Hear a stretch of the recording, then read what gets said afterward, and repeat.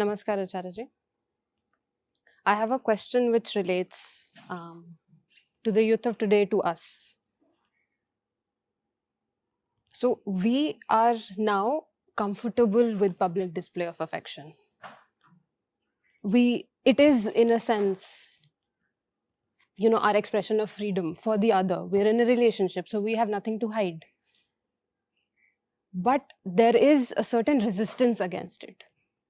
So, it's being looked down upon. However, I feel that it is something that we have evolved towards. It's more freedom. So why is there still resistance towards it? So, public display of affection, right? Let's come to the central word first of all, affection.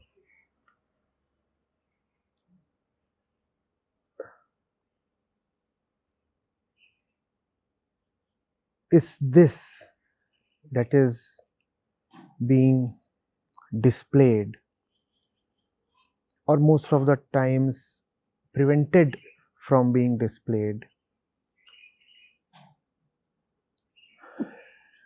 really affection?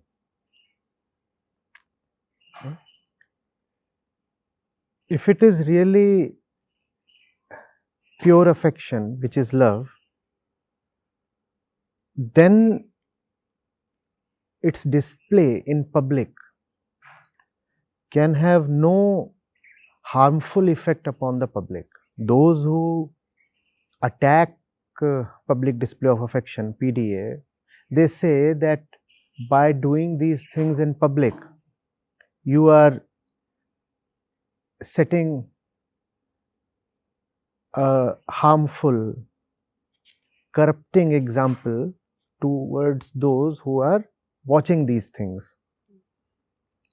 That's their argument. Now, the fact is that if the relationship is really based on solid fundamentals,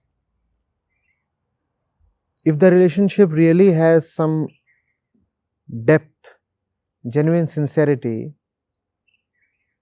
then that relationship will only set a beautiful and life-giving example in front of all and everyone who comes across it or watches its display. So, it's not really public display of love that is harmful. It cannot be harmful. Love cannot be harmful to anybody. If love is really pure, that's the catch. So, the question is not really the public display part of it. When we say PDA, PD is not so much of a problem. That A is what needs to be questioned. You see, affection and love are different things. If you go into books of wisdom, if you hear the words of those who have understood life and the world, they will tell you that affections are a problem. Love is the solution and affection is a problem. Affection is almost an affliction, a disease. Are you getting it? So, what is it that you are demonstrating in front of the public?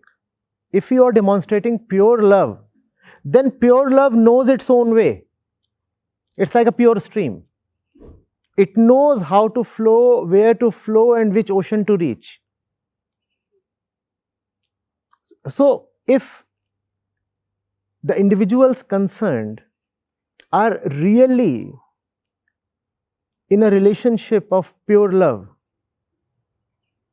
then obviously, first of all, they have all the freedom to do as they please. Secondly, even if the society wants to stop them, it cannot, because pure love cannot be stopped. Right? So, public display is a secondary issue. First of all, we must discuss the quality of relationship among these individuals who choose to often demonstrate loudly in public. And when I say demonstration, that brings me to another issue. There are a lot of couples who are so reticent, almost ashamed about their relationship, that they never even hold hands in public. The PDA stuff that you are talking of is more of a metropolitan phenomena. If you go to the general towns, normal cities and small towns and villages, it is still a norm that even married couples do not even hold hands in public. Now, that is equally problematic. There again, you have to question the nature of relationship. If your relationship is of pure love, why have you made the society so important that your mutual conduct towards each other is being dictated by the presence or absence of others around you? I'm not advocating that all married couples should hug in public or kiss in public or do all those things. What I'm talking of is the quality of relationship. What is the quality of relationship between a husband and wife if the husband looks around 10 times before even hugging her? What kind of love is this that is so scared? Please get me straight. I'm neither advocating this side nor that side. I'm trying to come to a more moot issue. I'm getting? We often say, as you said, that your generation wants to be more expressive, more open.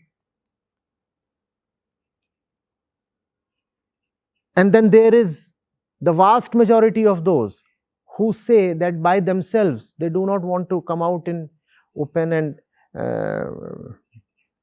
be public about it. To both these sides, this question needs to be asked. What is it that makes you relate to the other? What is it that makes you relate to the other? If it is merely a relationship of convenience or bodily attraction, then obviously the message that you are sending to everybody who is watching you is not very beneficial. At the same time, if you are sure of who you are and therefore why you are relating to the other, then no power in the world can stop you. Your effect upon everybody will only be beneficial. And that's the thing about love, It benefits everyone. But that's not the thing about affection. When you say that you are in relationship with one particular person, you are attached to that person has become special to you, then it is only the interest of that one particular person that becomes supreme to you. You tend to neglect the interests of others. In love, that does not happen. Love has a beautiful mystical quality about it, in which the entire world benefits in direct or indirect ways from a loving person. So, if two real lovers are walking down a street, believe me, all residents would be benefited. Do not ask me how. It just happens. I said love has a mystical quality about it. It just happens.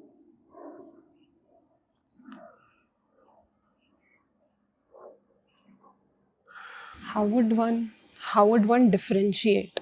Suppose I am somebody who is closed-minded in the sense towards any sense of affection being shown towards the other.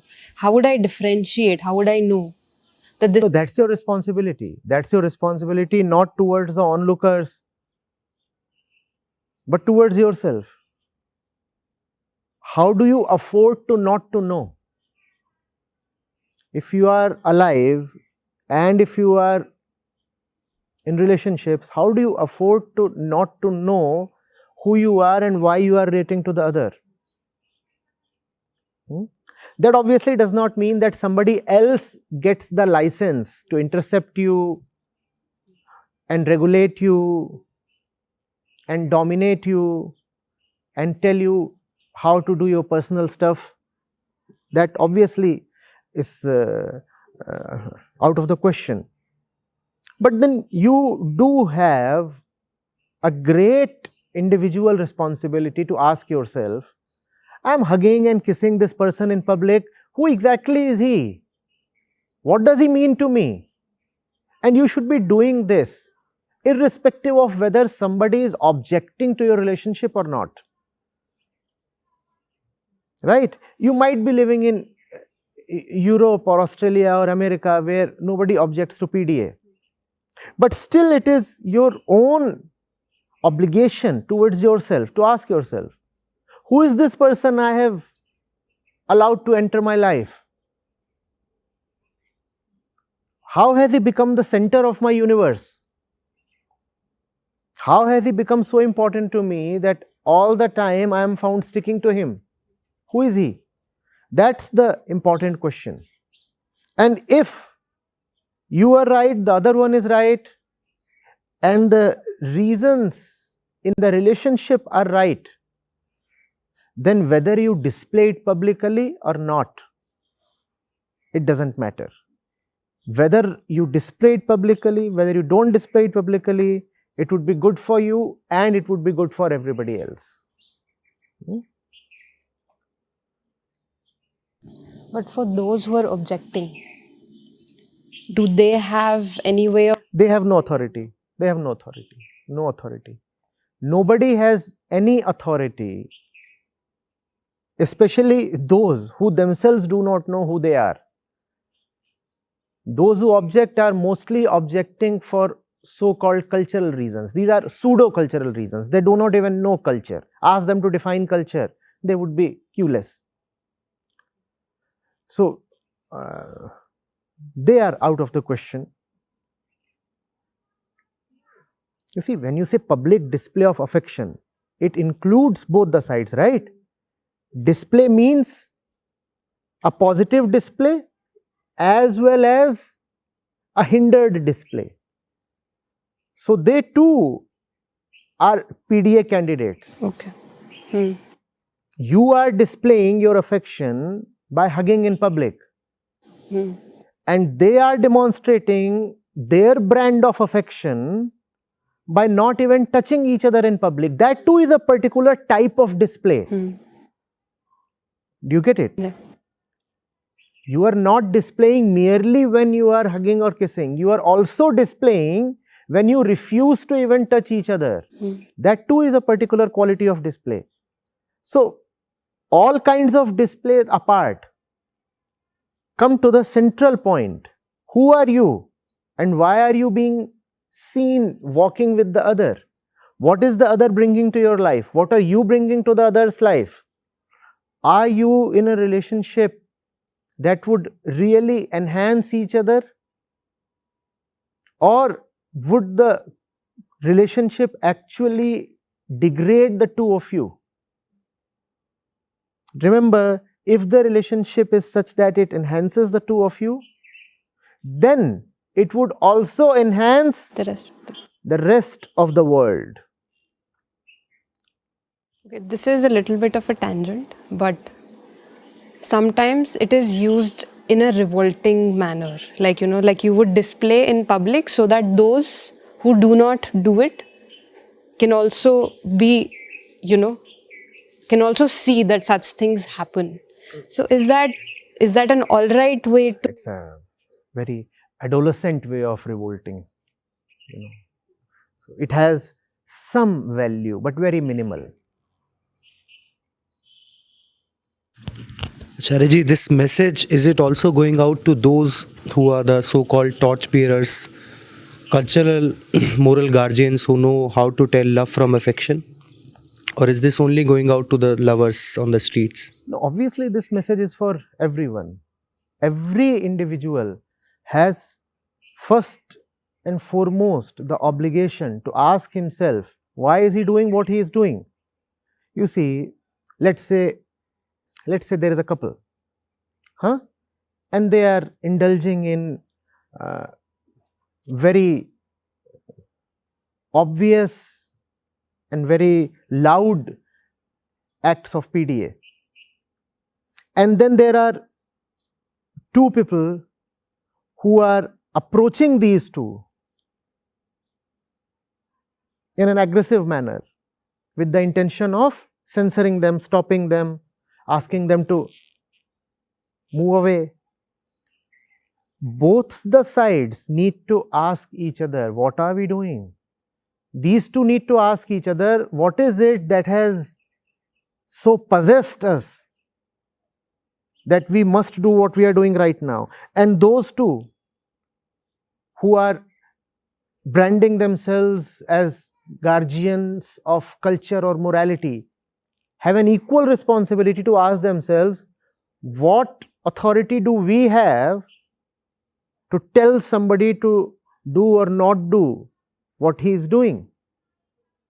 Both must be stopped in their internal tracks. Both are carrying a certain blind internal momentum, and both of them feel that they are justified in their own way. There is a 99% chance that neither side is really conscious of what it is doing and why it is doing.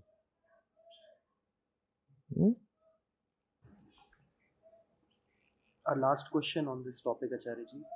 Would you say that it is the misappropriation, the misrecognition of the spiritual idea of love by the so-called moral guardians that has motivated them to intervene between personal Yes, life? obviously. And Obviously. would you not go to the extent of also acknowledging that this non-bodily conception of love is also playing a big role? I'll come to both of these one by one. You see, spirituality has been substituted. And once it is substituted, it doesn't matter what is it that takes its place. In the case of the couples belonging to the more so-called advanced cities of the country, spirituality has been substituted by a brand of shallow liberalism. In the case of those who act as the moral police and cultural guardians, spirituality has been substituted by culturalism. Now, be it liberalism or culturalism of whatever kind,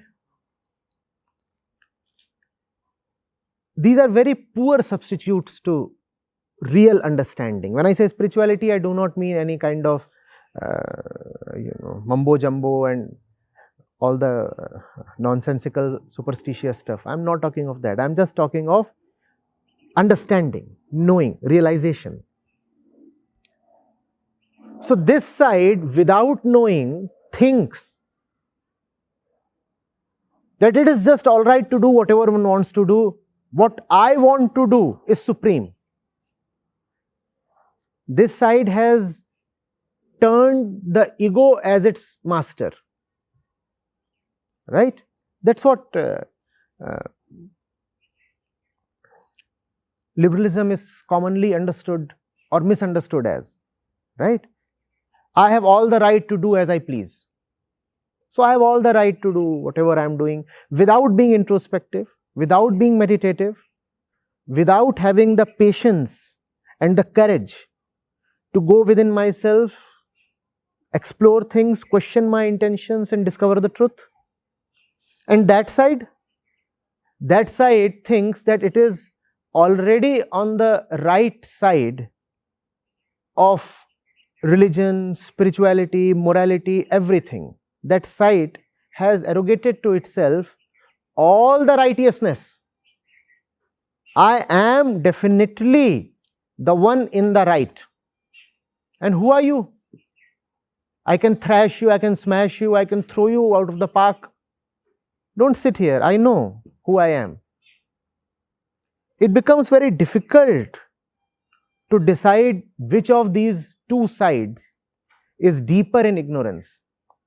Though if I have to pick the one who is more deeply ignorant, I would probably have to point towards that side. This side would at least be ready to listen. Listening is one of the qualities here, because they are prepared to discuss and debate. That other side is not even prepared to discuss and debate. They think they already know. They feel that their acts have been sanctioned by some supreme heavenly authority.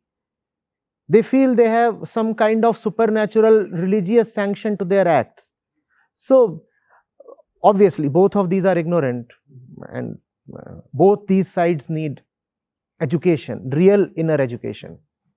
Glad, Acharya, that you touched upon it towards the end, because I was about to ask, if given a choice, what would you choose? I mean, a slap on the street or a kiss on the street? Because both sides are enacting these. Neither. It's not about slapping somebody on the street. Neither is it about just going around blindly kissing people on the street. Not people, not the one you love, not the one that you are with. No, why are you with the one you are with? I'm coming back to that question. So both these sides need education. It's just that one side is probably going to be a little more prepared to be educated. The other side will say, we are already educated. That's the situation.